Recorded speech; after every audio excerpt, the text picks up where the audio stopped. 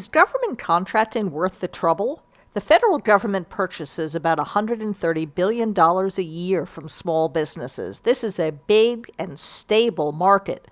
But selling to the federal government is different from selling in the commercial sector. So is it right for you and for your business? In this video, I'm going to share with you the pros and cons of being a government contractor to help you know whether government contracting is right for you.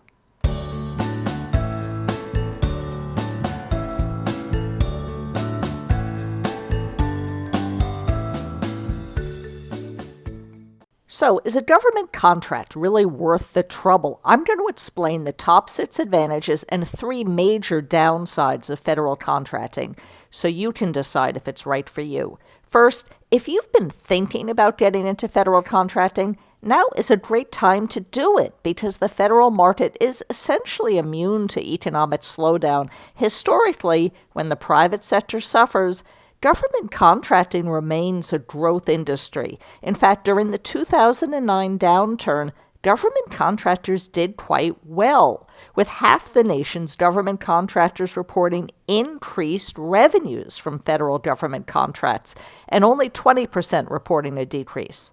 Second, a big benefit is stability. Government contracts let you build a reliable, steady stream of income deposited to your bank account every month. This steady workflow can be especially important for businesses that tend to have slow periods or lots of ups and downs.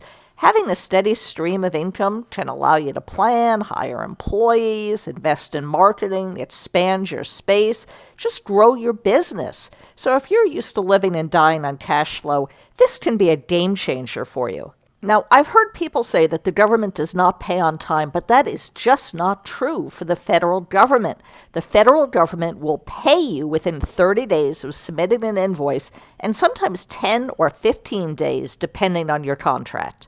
The fourth advantage is long contracts. Government contracts are typically longer than private sector contracts. In fact, many service contracts have 3 or 5 year contract terms. Now, while there is a learning curve to land in your first government contract, once that's behind you, you can build some really long-term relationships. Often, after your first contract is complete, you can get a follow-on contract and then another one after that. And when you're doing a great job, often the government will add additional jobs that need to be done. And this could mean a stable income for a decade or more. If you have a steady income for that long, imagine how that can help you plan, invest, and grow your business. Fifth, if you're looking to start or grow a high-tech business and need financing to fund R&D or support deployment, the federal government can be a great place to start. In fact, since the government allows you to retain intellectual property rights, it may turn out to be the best possible customer for development and deployment of a new product. Using a program called SBIR, thousands of small businesses receive federal government grants and contracts each year to help them carry out the R&D needed to develop high-tech products and bring them to market. Finally, government contracts can help you grow company value.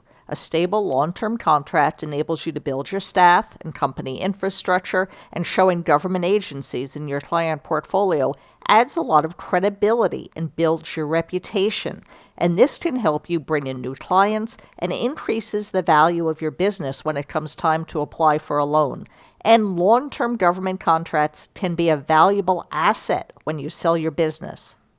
Government contracting has been a reliable path to financial security for many business owners. But what are the disadvantages? First, there's lots of paperwork. You'll spend a lot of time filling out forms. I used to joke that the government knew so much about me they even knew my underwear size.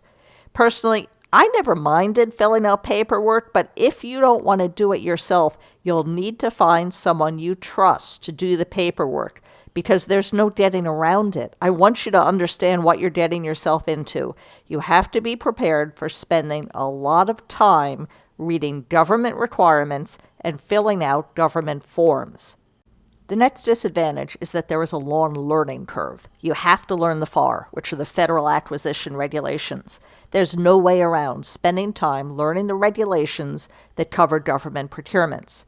You have to understand contract terms and conditions, understand NAICS codes, understand government certifications. It takes a lot of effort, which brings us to the next and probably most important point.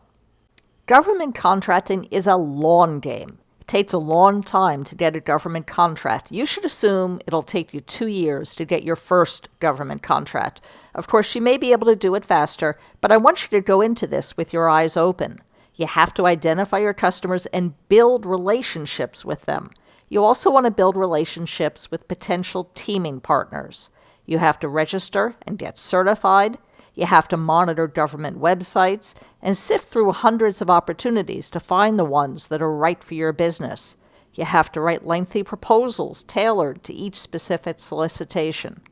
The government's 8A program is a great way to get started, and that's a 9-year program. So I would say figure on at least a 10-year time horizon for your government contracting business. I know from my own experience that being an entrepreneur and building a successful business can be incredibly rewarding.